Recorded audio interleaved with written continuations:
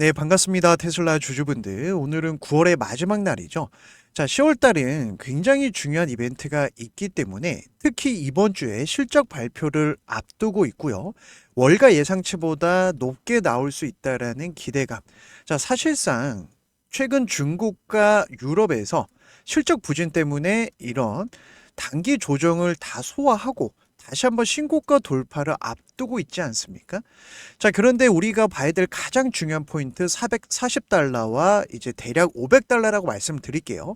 자, 신고가 돌파를 앞두고 있기 때문에 자, 여기에선 흔들리는 구간이 나와도 제가 전혀 문제될 게 없다 말씀을 드렸었고, 우리가 기대하는 것은 이렇게 신고가 한번 터치해주고 그러면 단기 상승에 대한 차익 매물 이런 식으로 흔드는 구간 나올 때 또 추가 매수, 신규 매수, 그리고 수익을 극대화하기 위해서는 이런 상승 추세의 연속성을 좀 봐야 되는 시점입니다. 그래서 일단 500달러 돌파는 시간 문제라고 볼 수가 있고요. 지금 우리 테슬라 주주분들이 자, 크게 볼 때 신고가를 앞두고 매물이 두꺼운 구간 440달러와 500달러 사이라고 볼 수 있습니다. 440달러가 왜 중요한지 제가 매일 말씀드리고 있죠. 오늘 제 영상 처음 보신 분들도 있기 때문에 짧게 말씀드리면 440달러에서 하방 힘이 즉 매도세가 강하게 시작이 됐어요. 그러다 보니까 지금 최근에 단숨에 작은 고점들을 돌파하고 상승세가 강한 모습. 그래서 지금 3조 달러 가능하다, 뭐 1000달러까지 가능하다 계속 월가에서 리포트를 상향 조정하고 있지 않습니까? 자, 그런데 여기에서 이제 매도 구간이 강하다 보니까 매물 소화하는 과정이 나올 수 있어요. 자, 그 과정은 가격 조정과 기간 조정. 그래서 제가 매일매일 기술적인 분석도 말씀을 드리는 건데, 자, 사실상 오늘은요. 이 내용부터 먼저 좀 살펴보고 영상 뒷부분에 제가 대응 전략 가격 말씀드릴 테니까 오늘 영상도 끝까지 시청해 주시면 감사하겠습니다. 자, 미국도 마찬가지죠. 트럼프와 야당이 정치적으로 계속해서 지금 힘겨루기를 하고 있습니다. 예산안 때문에 합의를 하지 못하고 자, 우리나라 시간으로 10월 1일 오후 1시가 데드라인이에요. 서로 이제 뭐 헬스케어 관련해서는 지금 예산 합의가 안 되고 있는 시점이거든요. 그래서 여기서 셧다운하게 되면은 일단 쉽게 말씀드리면 문 닫는 겁니다. 공무원들이 문 닫아버리다 보니까 뭐 고용지표 뭐 우리가 추가적으로 챙겨봐야 될 자료 발표가 안 나오게 돼요.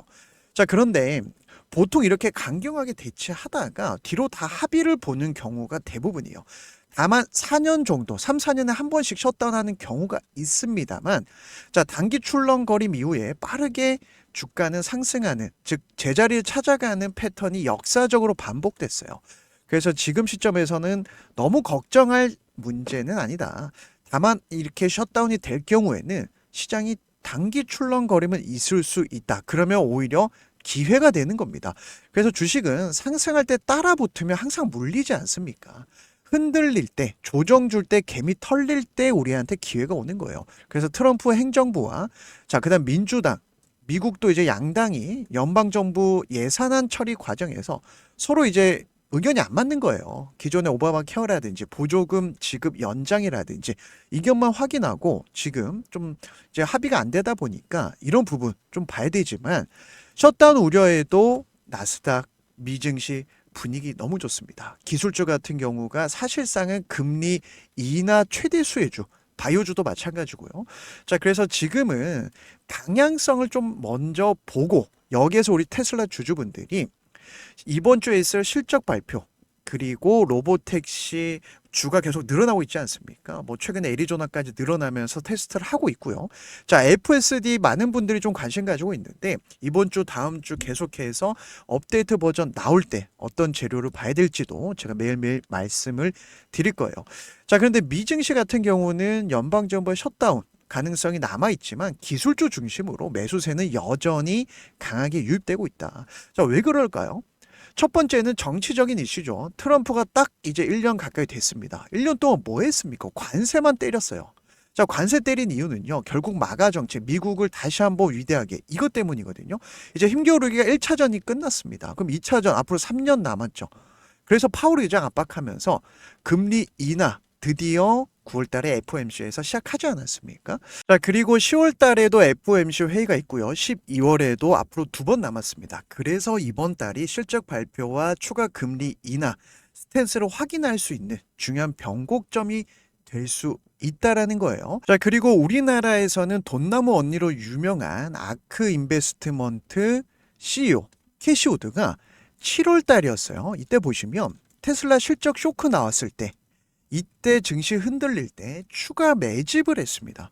자, 이때 2분기 실적 발표 이후에 급락이 나왔는데 추가로 매입을 하면서 지금 캐시우드가 운영하는 펀드 아크인베스트에서 가장 많은 이 지분을 가지고 있는 게 테슬라예요. 이 펀드 내에서요.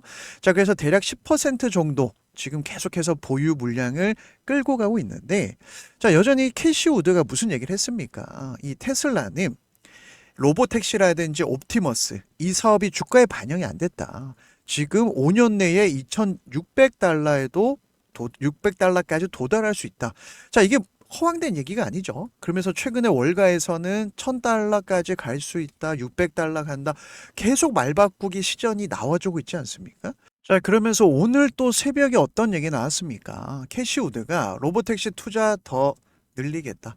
테슬라는 사실상 이 아크 인베스트먼트에서 지금 포트폴리오의 비중 10%를 차지하면서 계속 매집을 하고 있고, 결국은 지금 12가지 옵션을 가지고 있고 1조 달러 보상한 얘기가 나오는 것도 테슬라 하면 딱 일론 머스크 아닙니까? 그래서 우리는 또 11월 6일에 있을 주총도 챙겨봐야 되는 시점이에요. 호재가 계속 남아있다라는 거죠.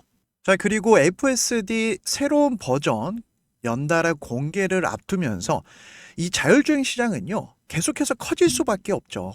그러면 이 버전이 계속 높아지고 고도화되기 때문에, 예를 들어서 로보택시 같은 경우가 지금 요금도 제일 저렴하거든요. 양산할 수 있는 기업이 지금으로서는 테슬라가 유일하지 않습니까? 자, 게다가 옵티머스 새로운 버전, 아마 11월 6일 주총에서 어떠한 일론 머스크의 코멘트를 좀 기대하고 있는 상황인데, 자, 100만 대까지 양산을 하게 되잖아요. 그리고 2만 달러까지 가격을 낮출 수 있기 때문에 사실상 지금 일론 머스크가 얘기하는 테슬라의 미래는 전기차만 볼 게 아니다. AI 기업, 그리고 로보택시, 자율주행, 로봇 기업, 그리고 이번에 11월 주총에서 개인 회사죠. XAI까지. 자, 이 파이가 전기차만 만드는 회사가 아니다. AI 기업과 이 모든 산업을 선도하겠다. 이렇게 얘기를 하면서 우리 주주들한테 주총에서 찬성표를 던져달라고 얘기를 하고 있는 거예요. 자, 그래서 일론 머스크가 지금 25%의 의결권을 필요하다라고 이사회에 계속 얘기를 했던 이유는, 결국 일론 머스크는 현재 13% 내외의 이제 지분을 보유하고 있습니다. 자, 그런데 이 테슬라는 뱅가드라든지 블랙록, 전 세계에서 가장 많은 돈을 운영하는 기관 투자자들, 그 외에도 이렇게 다른 기관들이 주주로서 영향력을 행사할 수 있기 때문에, 내가 원하는 사업, 일론 머스크가 원하는 사업을 자유롭게 하기 위해서는 내 지분이 높아져야 된다. 그러면서 본인의 XAI라든지 이 투자한 관련, 보상한 관련, 그래서 일론 머스크가 내 뜻대로라면 테슬라가 진작 XAI에 투자했을 것이다. 자, 이런 속도전에서 답답하다, 이런 얘기를 하는 겁니다. 그래서 테슬라 가치가 옵티머스에서 나올 것인데, 앞으로 이 휴머노이드 로봇 시장이 커질 건데, 최근에 공개된 2.5세대에서 XAI의 그록이라고 하는 생성형 AI가 탑재된 모습까지 보여준 거예요. 이렇게 계속 힌트를 주고 본인이 사업을 이끌겠다라고 얘기를 한 겁니다. 자, 그래서 10월 2일에 발표될 이 3분기 실적 관련해서 우리가 어느 정도 좀 가이던스를 챙겨본다면, 자, 월가 예상치보다 조금 더 높게 나와주고 있고요. 그리고 이 3분기 글로벌 인도량에 따라서 주가가 단기 변동성이 나올 수 있거든요. 자, 그래서 테슬라 같은 경우가 지금 시장은 사실상 5만 대 정도 예상을 했지만 45만 6천 대 정도 조금 더 기대를 할 수 있다.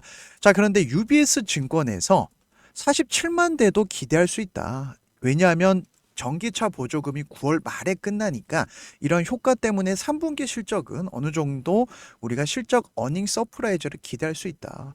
뭐 도이치뱅크도 마찬가지고요.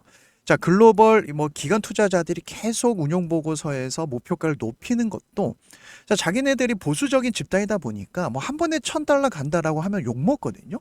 자, 전고점 돌파할 것 같으니까 600달러 간다. 또 600달러 돌파하면은 이제 800달러 간다. 이렇게 말 바꾸는 게 기관 투자자들의 특징이고, 특히나 우리가 기대하는 거는 중국 시장에서 최근에 테슬라 보험 데이터를 보니까 자, 쿼터별로 이렇게 최근 늘어나고 있는 이 모습을 기대할 수 있죠. 예를 들면 테슬라 Y 롱베이스가 출시되자마자 완판이 될 만큼 중국 시장도 이제는 다시 한번 실적 바닥을 찍고 이제 전기차 보급량이 훨씬 더 넓어지는 시점이기 때문에 이런 실적 기대감을 지금부터 우리는 준비해도 된다라는 거예요. 자, 그다음에 이제 다들 잘 아시겠지만 슈퍼차지 같은 경우가 이번에 자, 500kW까지 캐파시티를 늘렸다라는 얘기도 나와주고 있지 않습니까? 우리나라는 이제 가평 휴게소에 이게 설치돼 있어요. 자, 설치돼 있는데 이제 순차적으로 업데이트 예정이긴 합니다. 그래서 최근에는 이제 500kW까지 빠르게 충전할 수 있다라는 거예요. 기존의 전기차 하면은 충전 시간 때문에 좀 오래 걸렸고 불편감이 있었어요. 그런데 기존의 가솔린은 우리가 주소 가서 1, 2분이면 끝나지 않습니까? 이 시대가 오고 있다라는 거예요. 그래서 이 슈퍼차지 같은 경우가 계속해서 성능이 높아지고 있죠. 자, FSD라든지 로보택시, 옵티머스, 슈퍼차지까지, 그리고 ESS 시장에서는 글로벌 1위. 자, 이 시장도 계속 선도하고 있잖아요. 우리가 테슬라를 보는 거는 결국은 테슬라가 이 슈퍼차징 팀이 굉장히 중요하거든요. 전기차에서 고속 충전이 관건인데 고속 충전에서 뭐 800km 간다, 400km 간다. 자, 이런 얘기를 우리가 좀 계속 뉴스로서 접하지 않았습니까? 그런데 이번에 최신 버전이 자, 훨씬 더 빠르고 더 많은 충전을 할 수 있다. 계속해서 이런 신기술이 나올 때 결국은 자, 이 V4가 뭐냐면 이번에 나온 슈퍼차지 신제품이잖아요. 가평 휴게소 양방향에 설치가 되어 있습니다. 그래서 해외에서도 사실상 이 슈퍼차지가 작년부터 설치가 되어 있는 부분이지만 자, 기존에는 V3가 250kW. 자, 2배 빠릅니다. 다만 초기에는 300kW에서 이제 충전을 지원하면서 추후에 소프트웨어 업데이트를 통해서 500kW까지 지원할 예정이다. 자, 길이도 길어지고요. 이 충전 길이죠. 케이블 길이. 테슬라가 아닌 다른 전기차 충전구 위치에도 유연하게 대응할 수 있다.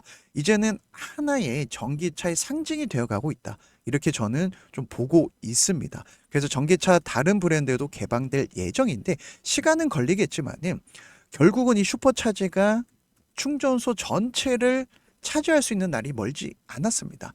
그리고 마지막으로 지금 보시면 우버라든지 웨이모 다른 이 자율주행 택시와 비교해 봤을 때 최근에 로보택시 요금이 제일 저렴하다라고 나오지 않았습니까?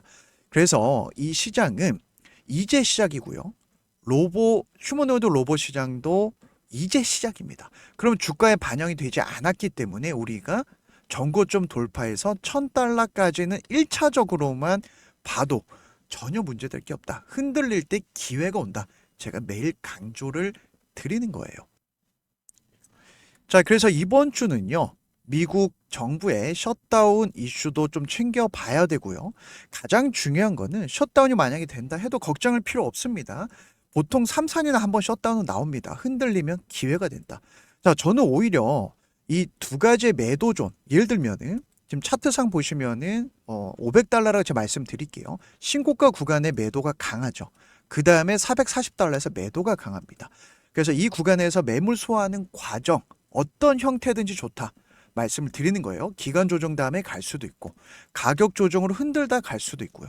자, 그리고 나서 전고점, 작은 고점을 최근에 자, 2주 전 돌파하지 않았습니까?